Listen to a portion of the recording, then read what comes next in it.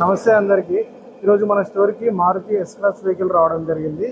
So దీనికి ఇంతకు ముందుకు యొకోమో టైర్స్ ఉన్నాయి. సో కస్టమర్కి యొకోమో టైర్స్ అనేది చాలా లైఫ్ ఇచ్చింది. కాకపోతే నాయిస్ అనేది హెవీగా వస్తుందని కస్టమర్ మనకు చెప్పడం జరిగింది.